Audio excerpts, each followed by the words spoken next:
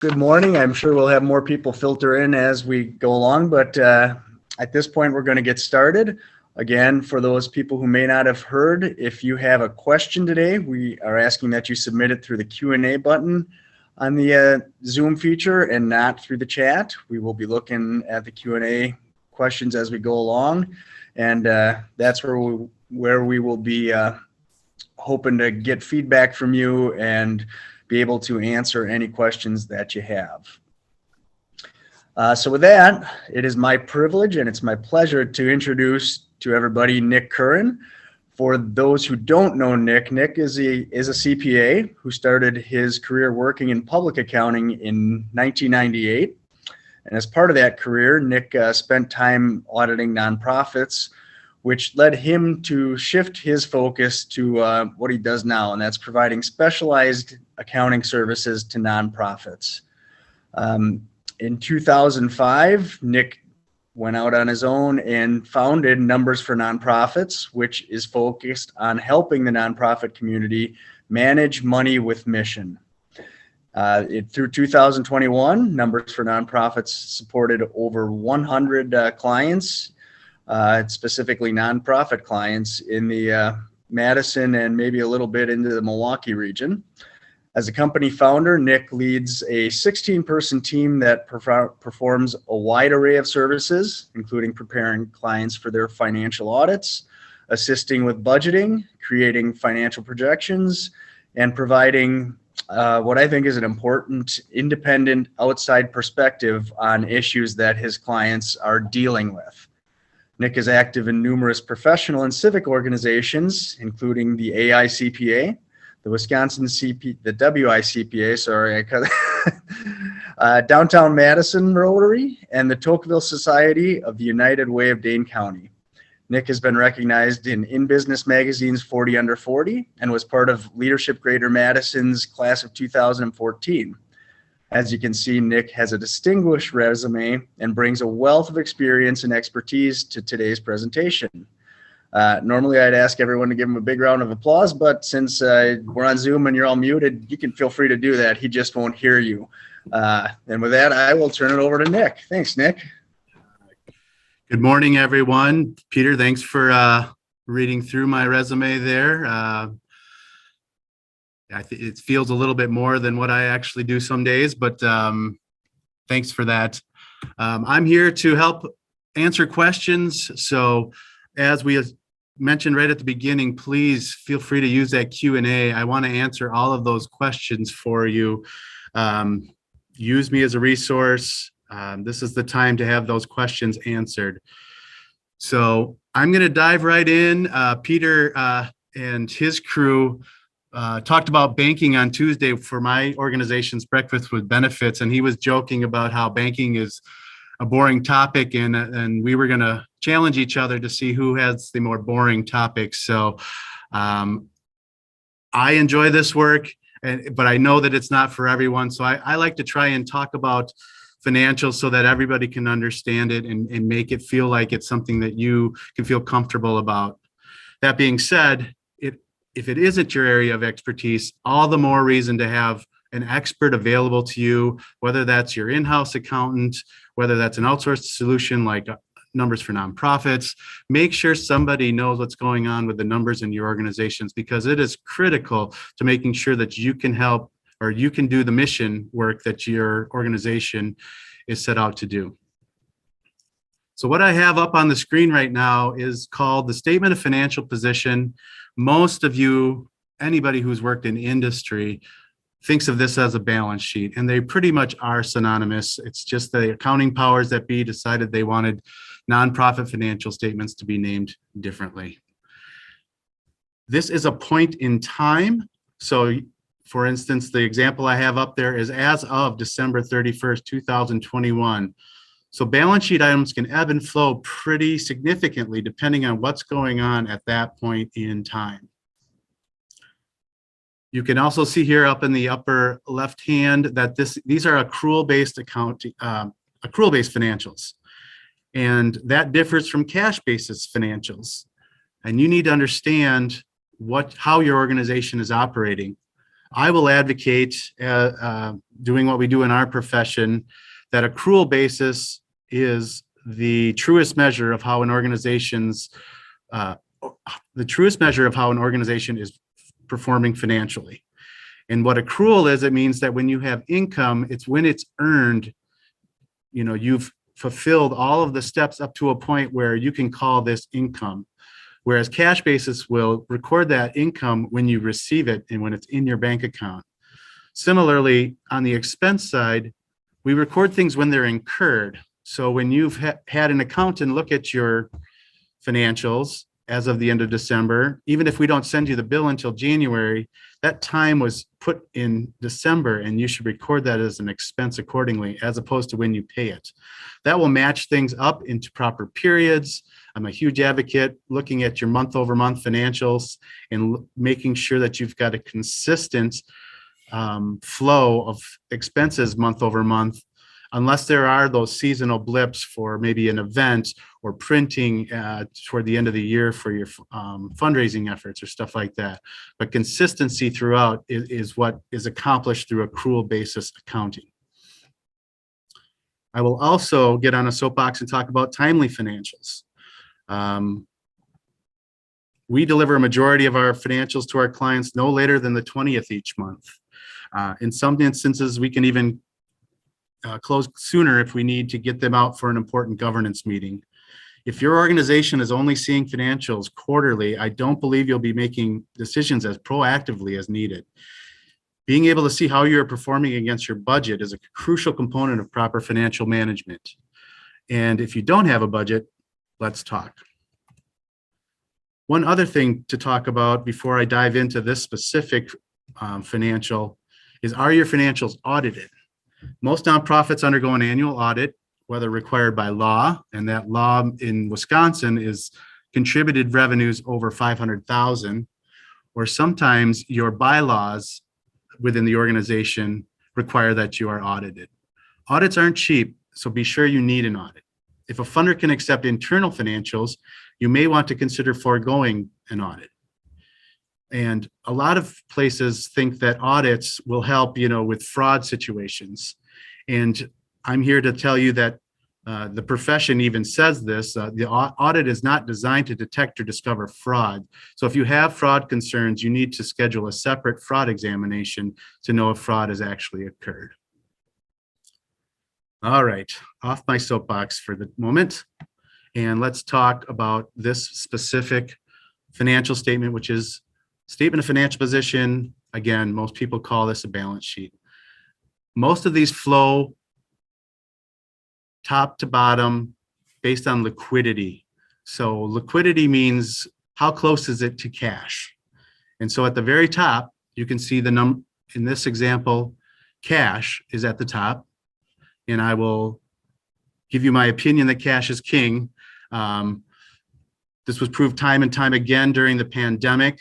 Organizations with reserves were able to weather the thin months until stimulus money became available and avoided making hasty decisions. Ideally, organizations should have 3 to 6 months of operating expenses in reserves. To know what funds are available from an unrestricted perspective, you need to know if any of the cash is restricted for purpose.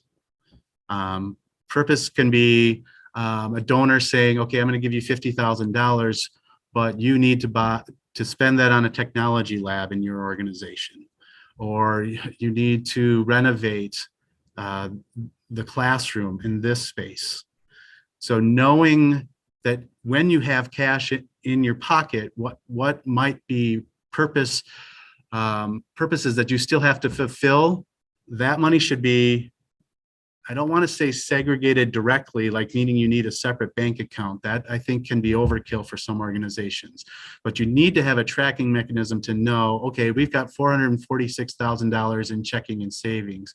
However, minus that restricted account that's very, very specific to this example, we might have $50, $60, $100,000 of that balance that is restricted for purpose. And so then we would only have quick math, $346,000 perhaps of money available to do our unrestricted operating amounts.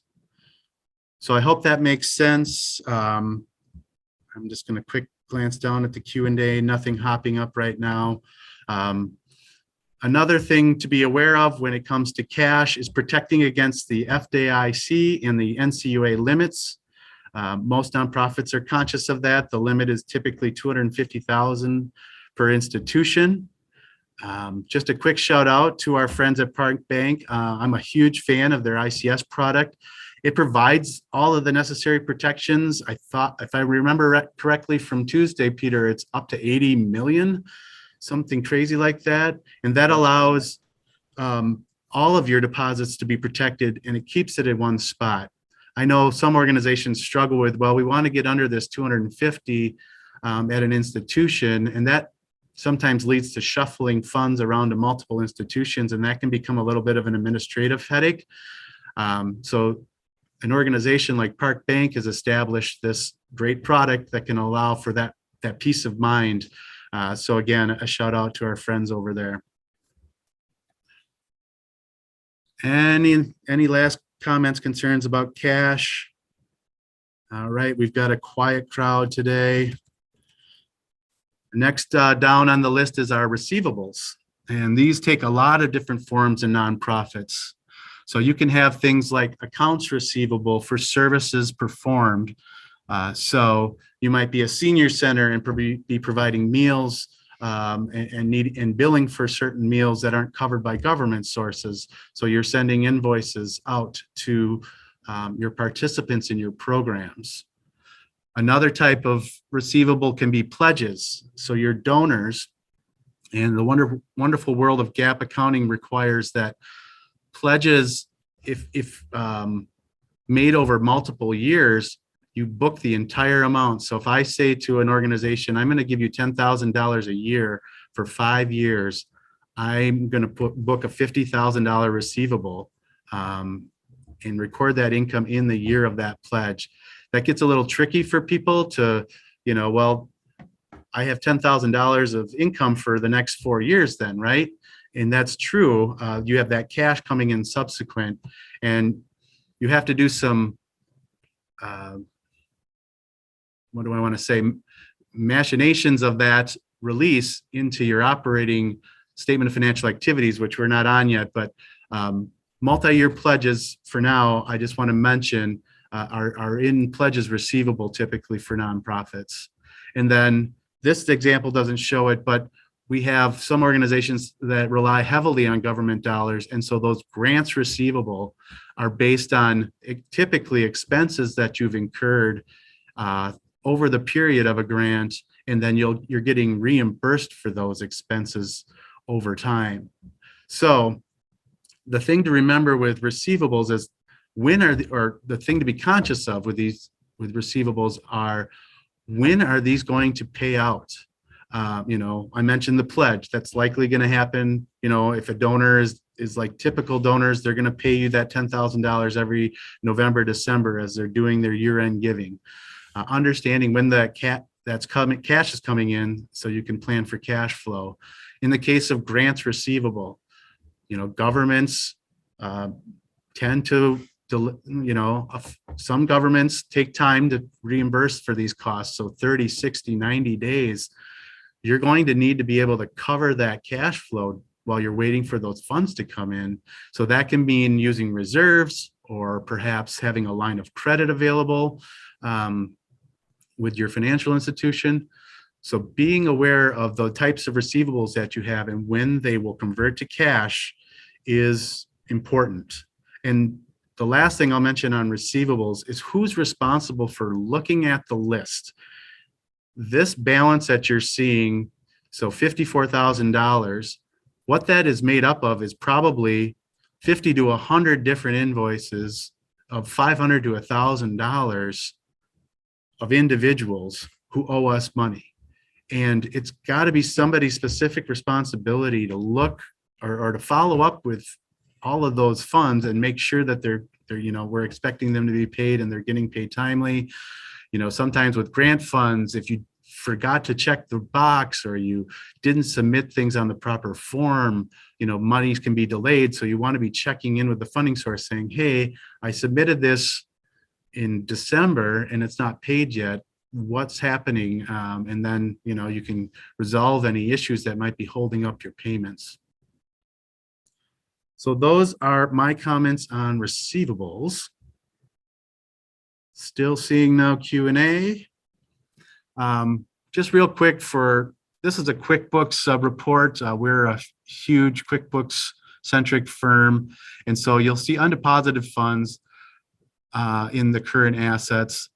Those are cash-like items that just haven't quite gotten to the bank. So if you think about it, on December 31st, we had some payments on some receivables. Those $7,000 of checks are probably sitting in our safe, and then we're going to take them to the bank on, as soon as they open after New Year's Day. So that's just a QuickBooks tracking mechanism, a holding account, if you will. And it's important for holding accounts, you understand what they represent and when they're supposed to zero out. All right, I talked earlier about accrual-based accounting. So prepaid expenses are what the description is. We're giving money to potentially a contractor, insurance, our benefits, and we're paying those in advance of the month in which we're going to use those services. Technology as well. A fair amount of nonprofits in the community use DaneNet. DaneNet has prepaid contracts for technology, and so you send them $2,000 at the beginning of the year, and then you use that over time. Insurance, as I mentioned, most benefits are pulled the month before the month that they're active. So having an understanding of what that balance represents, when it zeroes out, that's your accountant's responsibility to understand what that represents and the cash flow implications of it. One of my first clients ever always had a huge insurance outlay in the months of January, February, which also happened to be the worst cash flow time for them from a fundraising perspective. They'd just gotten off the end of the year. The fundraising for a big event didn't happen till April or May. So we always had to pull on our line of credit to pay this huge insurance bill in the slow months. So being aware, again, of your cash flow as it relates to your statement of financial position and when things are going to ebb and flow, we'll have you discussing, okay, do we have enough reserves or cash float in our bank accounts, or do we need to have a line of credit, or worst case, and I don't advocate this, is a credit card to help with certain expenses for a short period of time. So that's our prepaids. Next up here, we've got fixed assets. So these are the big things that organizations invest in to do their missions. We're typically talking about buildings, sometimes vehicles. You've got maybe, most things like computers and that are typically expensed throughout the year, but you might have some furniture and equipment, boilers and parking lots. All of those sorts of things are long-lived assets. So you put them on the books at their cost, you look at a useful life, and you depreciate them over time. So if something it goes for 7 years, it costs $7,000. You take $1,000 a year against your expenses and slowly take that asset down to zero. Now, here's a soapbox moment for me as well. When you've got large capital as a piece of your organization, there's going to be a need to replace those items. They are going to wear out. They are going to need to be replaced. That roof is going to need new shingles.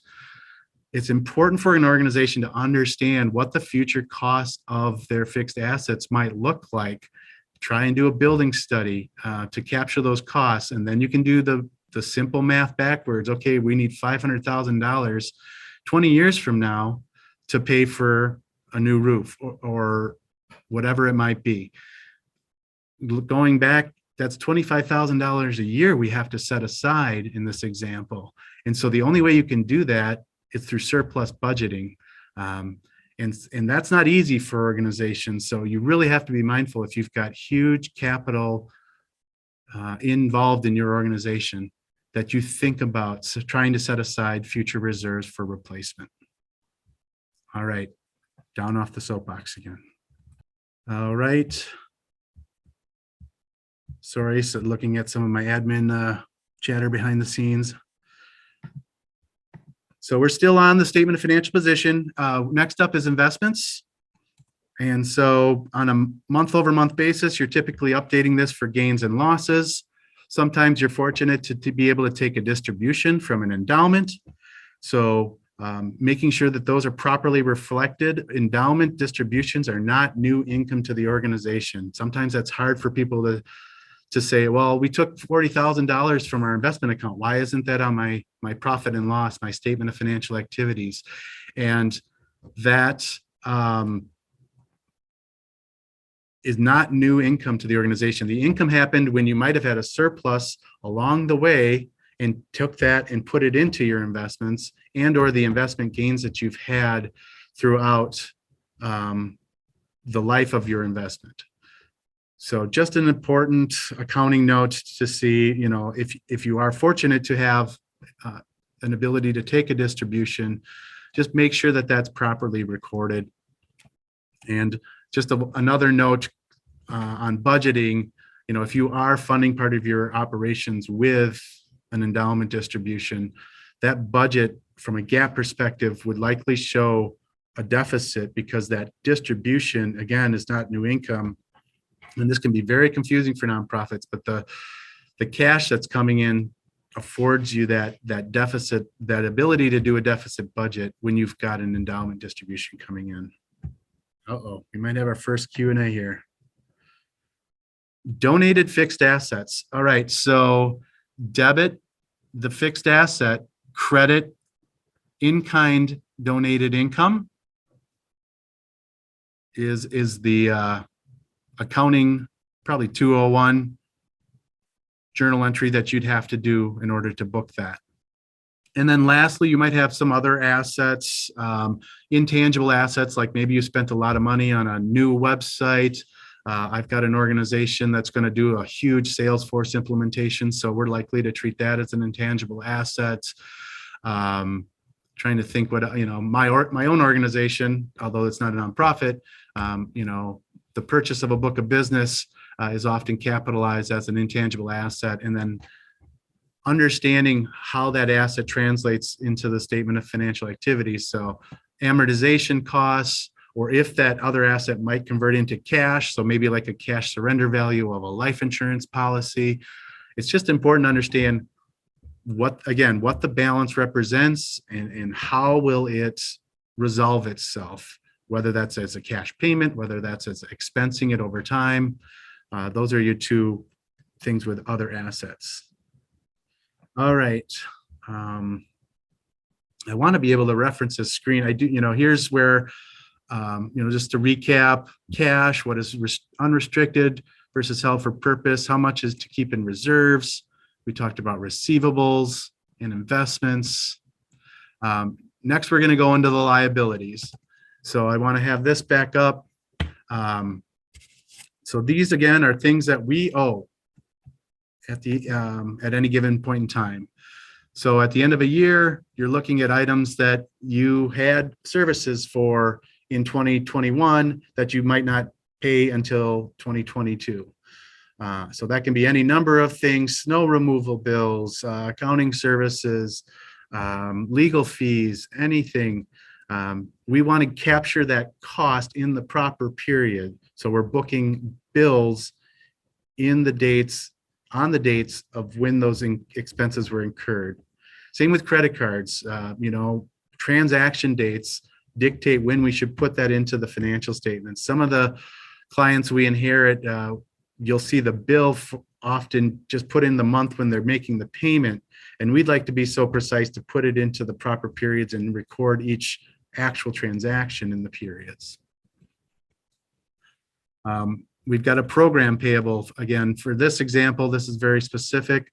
It's monies that we owe back to the program for collecting funds to offset the expenses of a particular program. So we owe that back to the program. at any given point in time, you might owe people money for having work done as employees.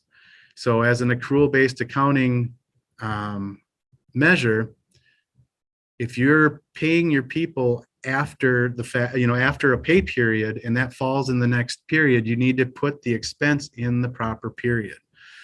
So in this case, our pay period might have ended on the 24th of December, and then the next one fell into 2020. Well, we've got a week or so of time that, people don't often like me to hear me say it, but think of it, if the doors were to close for this organization, we would owe those people $31,000 of past wages for work done in 2021, and the related taxes and the related retirement contributions. So that's what this is meant to do. Another thing, this is a little bit more in the weeds here, but payroll accounts are meant to zero out. They should hold things. So I like to use the fill the pot and empty the pot. So you fill the pot with certain payroll items. So withholding, for instance, a lot of people like to give to United Way or community shares in this community. You put that into a liability account. We have to turn around and remit those funds to those other organizations. So if you aren't looking at the detail of your payrolls amounts and seeing that they zero out regularly, you might want to check in with the accounting department. If that, if you're looking month over month and that balance just keeps growing and growing and growing, ask the question, why? Why is our payroll liability growing? Are we submitting our retirement contributions in a timely manner? Are we getting funds that we've held for other organizations remitted to them timely? Are the employee withholdings that go toward health insurance benefits, are those getting put into the proper periods on the statement of financial activities to reduce the organization's expense for those benefits? So a little bit of a soapbox moment there for me as well. Child support can be one where, you're holding funds from an employee per a court order or a bankruptcy situation. You need to make sure and timely submit those on behalf of that individual to the appropriate government agency to make sure that they're in compliance with their orders. You've got other current liabilities, so accrued expenses, sometimes things like accrued vacation. If an organization has a policy of paying out people's unused vacation, you'll typically see a balance sheet item for that. It typically represents the number of hours times their hourly rate extrapolated and is a liability on the books. Know what that means from a cash flow perspective. I've seen organizations really be mindful of managing that vacation accrual, whether telling people to use it or lose it before the end of the year, paying some out before the end of the year, changing the policy altogether to say, hey, we as an organization can't afford this. So be conscious of your policies as it relates to accrued expenses and make sure that they're properly reflected on the financials. All right, and there's a sales tax payable here. Most nonprofits don't have to deal with sales tax, but if you do have continuous operations that involve retail, talk with your accountant about whether you should or shouldn't appropriately charge sales tax in that situation and remit those funds timely to the Department of Revenue. Some organizations have debt. And in this example, I'm showing a PPP loan, which was one way that you could show this during the pandemic. There were other ways that you could show those funds that came in as being reflected as a conditional grant. I'm not going to bore you with a GAAP accounting matters right now, but just be conscious of your debt. How are you going to repay it? How does it impact cash flow? If you have debt, the principal portion of your debt does not get reflected in your statement of financial activity. So when you're doing your budget and only the interest portion is in that budget, you're going to need a surplus budget in order to pay the principal portion of your debt. So, say it's a $2,000 amount and 500 of it is the principal portion of the debt. That $6,000 at a minimum is what you're going to have to show as a surplus at the bottom of your budget for this example. So know that the principal portion of your debt needs to be budgeted for because it shouldn't be reflected in a GAAP budget. All right. Lastly, we've got net assets. Now, there are several types of net assets. The example I have here is collapsed, so I'll just be explaining a couple of them. I can slide us forward on my slides here.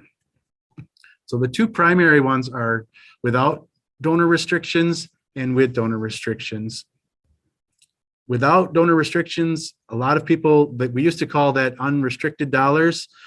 And that just means you're free and clear. You can use those funds however the organization needs to in order to do the mission that it's doing in the community. Some organizations' boards will designate certain parts of their unrestricted funds, whether that's for future programming, whether it's for a future capital endeavor, whether it's just as reserves that they want to be explicit in carving out and showing to future boards and or to the community who might be looking at these financials to show them how healthy that they are. So these are important designations within your financials to be aware of. And then I alluded to this earlier, net assets with donor restrictions. This is the cash that we have to hold back in order to pay for future programming or future purpose-driven projects that a donor might have specifically requested be done. Just a side note, an organization can reject gifts of this sort if this is not the sort of thing that they want to be beholden to. When you take money from a donor and they want you to buy a vehicle, when they want you to expand your food program, that is obligating the organization to do that. So understand your gift acceptance policy and how that translates into your financials and how that looks on your net assets with donor restrictions. All right, back off soapbox onto one other note that I wanted to make. Hopefully you're not getting dizzy as I go back and forth. So one measure that nonprofits look at. So just besides looking at your unrestricted cash and seeing how that compares to your average monthly expenses, that's your operating reserves, knowing how much is available there. There's another measure called liquid unrestricted net assets. And what that does is looks at your total net assets and looks at your unrestricted portion, less your fixed assets, because those really aren't liquid, right? Those are pretty tied up. It would, take a lot of effort to convert those to cash, and then you divide that by your monthly expenses. And that measure is also about 3 to 6 months having that on hand. If you start to get above 3, I think people start to question, well, why aren't you putting more out into the community to mission-oriented work? But 3 months, some all will be willing to go all the way up to 6 months. Gives an organization the flexibility to potentially do a new program down the road before it's officially fully funded, or maybe hire a new position that isn't paid for yet. So think about two different types of reserves, just the cash reserves, and then this liquid net operating reserves, which would then also consider your investments that are free and clear of any restrictions and might be being held for endowment. All right, we got one. All right, going back a bit, if a donor says in 2021, I'll give 50K over 5 years, is that 50K logged as receivable in 2021? Or is it logged 10K over each of the 5 years? And then what happens if they back out after 2 years? Great clarifying question. So I would be booking that receivable in 2021 for 50K. If they back out after 3 years, you've got a bad debt, more or less, and it sucks, and it hits your statement of financial activity, and it is an administrative cost on top of that. So it's a reason to manage those pledges, have good relationships with your donors, and make sure that somebody's, if somebody starts to fall in arrears, there can be a number of different reasons why somebody falls in arrears. It can be a divorce, a job loss, anything tragic. It's important to respectfully approach those donors and say, hey, you made this commitment to us. We're relying on this commitment. We understand something might have happened. Can we reestablish a payment plan for that?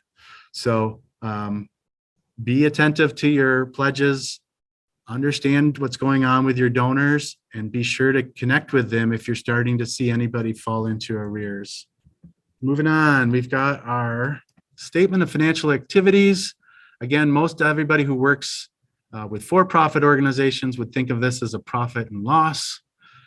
And this is how we measure, typically against the budget. You're gonna have a budget in here. I'm only showing a comparative. I might make that a adjustment for a future presentation, but understanding what our revenue streams are. So that's the upper portion. These are our incoming, or these are our funds that we've earned. So if you, in this example, we've got private pay. So we've got program income from our participants in our program that aren't covered by government dollars. We've got room rentals, and so this is a senior center, and they've got lots of activities going on and various funding streams that come in. You've got government grants. So this is those dollars that we've spent money and are waiting for those, billing those monies back to the governments. Some of the governments are giving us those funds as we go through the year. And so this organization is pretty reliant on that sort of funding. We've got fundraising activities with events and donations, gift shops, our investments. So understanding what each one of these are and if there are any restrictions related to them. You can see 4999 here. This is what I was hopefully explaining on some level. So that $50,000 receivable example, that 10,000 that comes in in 2021 after, let's just say the pledge was initially made in 2020, you can do a release from restriction to show that, hey, operationally, we got $10,000 for this year. Because you've already counted it once, you've also got an offset way down at the very bottom, line 9999. So you can't count it twice. But what I like to do with my nonprofits is manage to this net ordinary income line. That's really how you're operating in the current year. So those items at $10,000, you might do a release of your endowment distribution to show that somewhat as income. But again, I'm not counting it twice. I'm going to take it out at the bottom. But from an operational perspective, I want my nonprofits to be thinking about that net ordinary income line. So that is something that keeps me employed. So, and it's not easy to comprehend. So if you want, to reach out to me later, let's please talk about that. All right, I've got a question. When should reimbursable grant awards be booked? Let's say there's a schedule of payments in the contract with a funder and the schedule extends into multiple years. Should the funds be booked as receivable in the year awarded or booked in the year the payments are scheduled to be made? So if it's a reimbursable grant and you're fortunate to have them paying you in a routine, this is going to get pretty complicated. You really should treat those incoming payments as deferred revenue. That's a liability on your books. And then as you earn the money by spending the money, that's when you should be recognizing the revenue. So for instance, let's say we've got a $120,000 award. We're getting $10,000 a month from the funding source. And let's say in that first month, we only spend $8,000 of actual expenses. So $8,000 is reflected in our income. That remaining $2,000 that we haven't spent should be sitting in a liability, because if we closed our doors, we in theory would have to give that money back to the government agency because we did not spend that money toward the program. Throughout a year's time, that monthly amount will ebb and flow because you're probably going to have some direct costs. Maybe you're going to have, again, a big printing bill, or you're going to buy a big purchase of food or something like that. But it's important for your accountant to know how those funds are going to ebb and flow on that particular award. I hope I've answered that question for you. Then on the expense side, understanding payroll is a big piece of nonprofits. My experience, typically that 70, 80, 90% of a budget is is payroll and benefits. So when I come to budgeting for nonprofits, I'm really wanting to schedule out, okay, here's who's here last year. Here's who we're expecting to be around again next year. Here's the cost of living adjustment or the raises we're planning for. Here's all of the benefits that go with those people, their health, their dental, their retirement, the taxes. It's a big calculation to understand what's going on with our employees. Kick it up even one more notch, and you want to understand how they might be paid for. So if you've got grant dollars, understanding that this $120,000 is going to pay for these three positions. And what happens if that money isn't available? It was available last year. Now you've got three positions that are unfunded in the coming year. How are you going to take care of that? All right, 15 minutes left. What is bad debt? So bad debt is anything that we haven't collected from somebody that we thought was income at the time we put it on our books. So we put it in receivables, we put it in income. We went to go collect from somebody and they said, hey, you know what? I can't pay it, or you're wrong to have recorded that. So I have to then take it out of my receivables. So I debit bad debts, which is an expense, and I credit my receivables to zero that balance out. Is there a best practice for account codes to track revenue by event versus by source from the event? This is a personal preference matter from my perspective.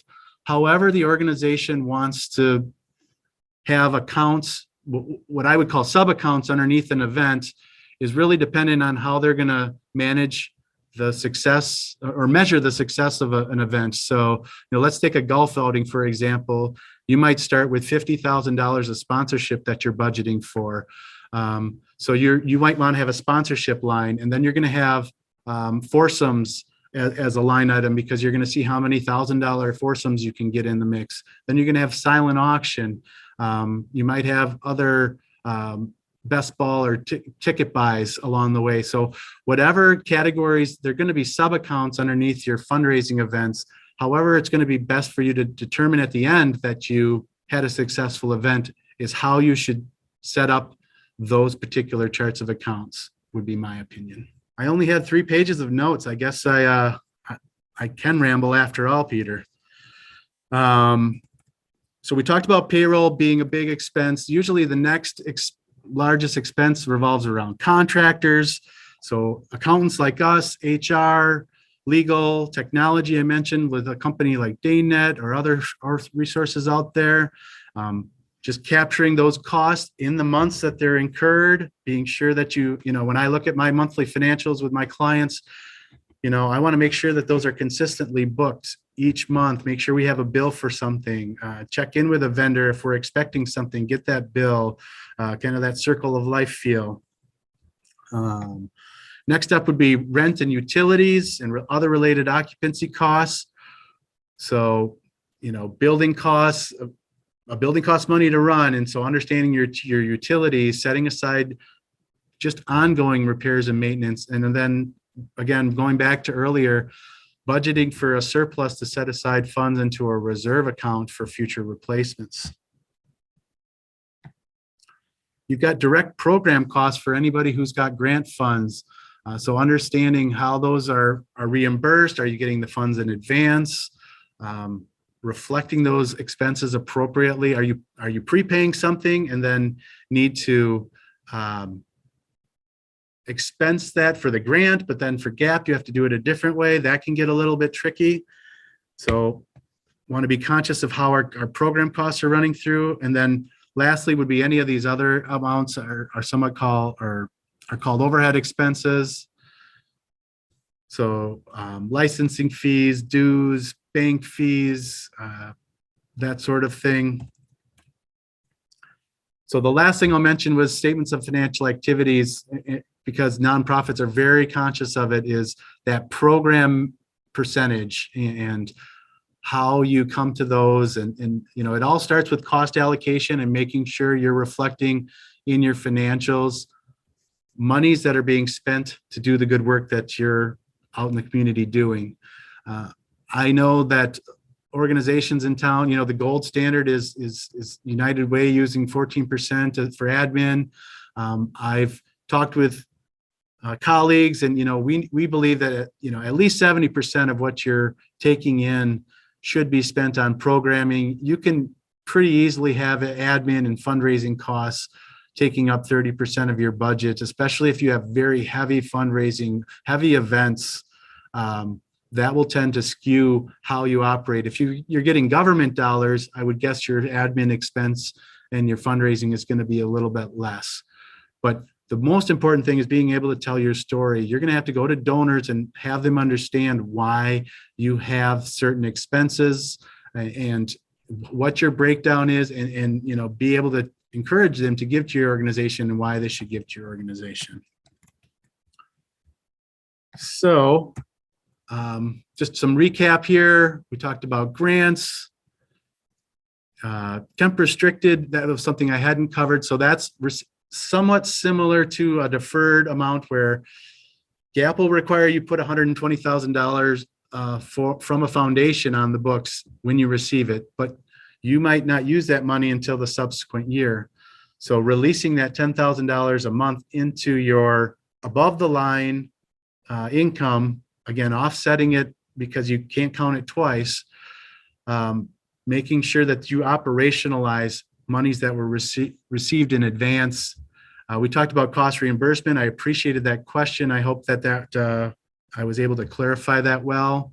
We touched on fundraising, timing of the events, something to consider for this is just, again, a little bit of a soapbox matter. Consider year-round sponsorships with organizations. See if you can get those commitments up front in the year, and that will help with your cash flow overall with your organization. There's usually some mutually beneficial situations that you can create with your sponsors by coming to them and saying, hey, we're going to do 4 events this year.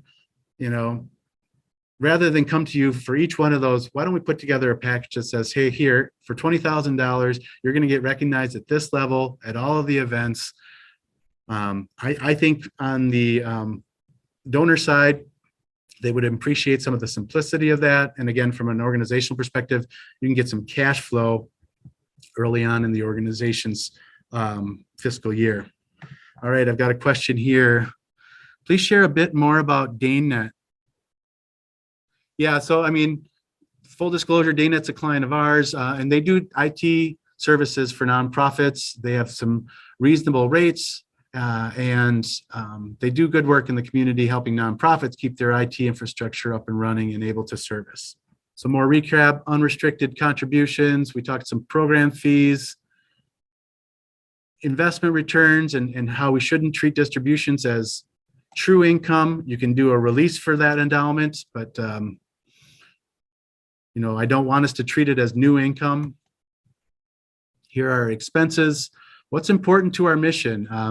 That really is, when you start to think about a tight budget year, it's really important to look at how the personnel is structured to do the mission-based work. And, you might have to start looking at, well, this mission pays for itself, if you will, with government dollars or fundraising. This one doesn't quite. Is it essential to our organization? Does that mean we have to try and go out and fundraise better then in order to fill that gap for that particular segment of our organization? What commitments do we have in our current grants? What part of our people are covered by current grants? What sort of raises are we going to provide? Incentives? We're looking at a job market right now where nonprofits are having a hard time. The benefits offered in other situations sometimes are starting to see people looking. So we really are going to have to start thinking about that as a nonprofit industry, how we can afford better benefits packages for our people.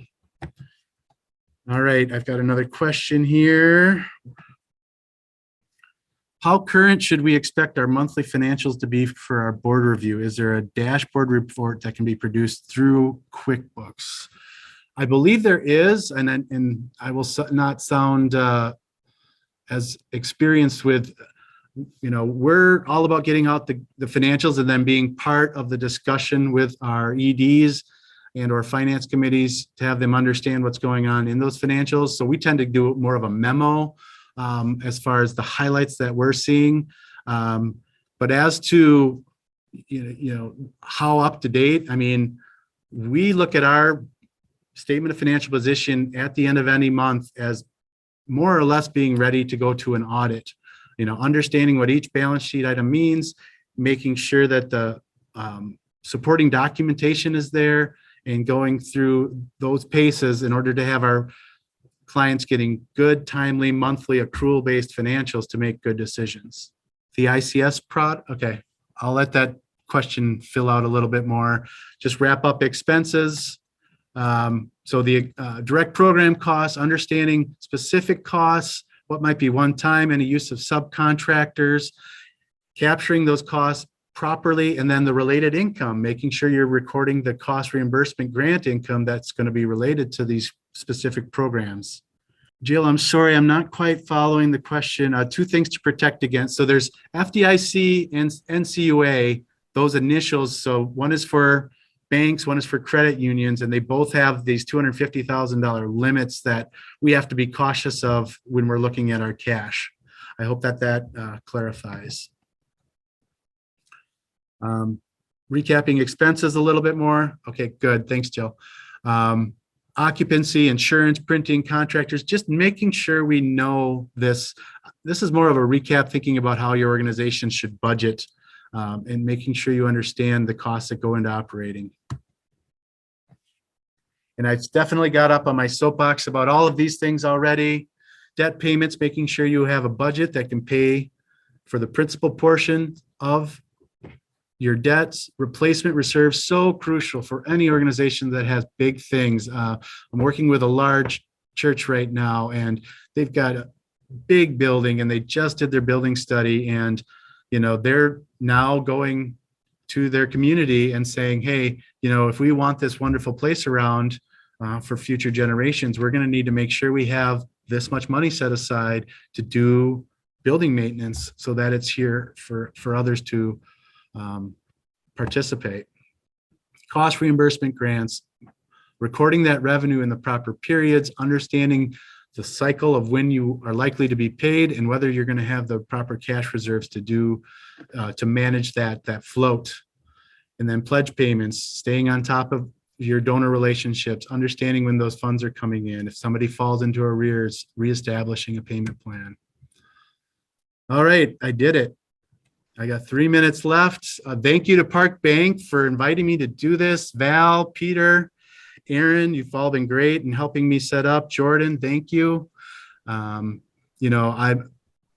Bank and Numbers for Nonprofits have a lot of mutual clients and very community focused.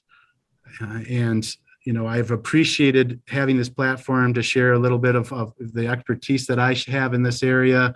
And if anybody has any questions, please reach out to me. The contact information is up on your screen. I know if there are any questions around banking, Peter's the guy to go to talk through ICS products or anything you want to know about fraud and fraud prevention. Good people at Park Bank helping the community safeguard their assets. And I wanted to quickly say thank you, Nick. This has been an informative presentation, to say the least. We had a lot of great questions come in. We had a lot of audience interaction, which is always fantastic. I hope everybody was able to take something away from all of the information that Nick provided, and it was a lot. So thank you very much. We appreciate the clients that we have in common with you. We all appreciate the work that you do in the community and the fact that you are solely focused on helping nonprofits make our community a better place through the work that you do with them and for them. We think it's great, and we appreciate you and everybody at your organization, really, Nick. Yeah, it's definitely just not me. I've got a great team helping out, so. Well, I'd like to thank everybody again for jumping on and sitting with us for a little bit of time this morning to learn more about your financial statements and what you should be looking for. As Nick said, you have contact information up on the slide right now. If you have additional questions, either Nick or I would be happy to answer them. And as a follow-up, any registered attendee will also be getting a copy of the presentation at some point in the future via an email from us. So you will have this resource available to you to rewatch, to look at again. Again, thank you to everyone for jumping on. I appreciate your time, and I hope you all have a great remainder of your Friday and a fantastic weekend.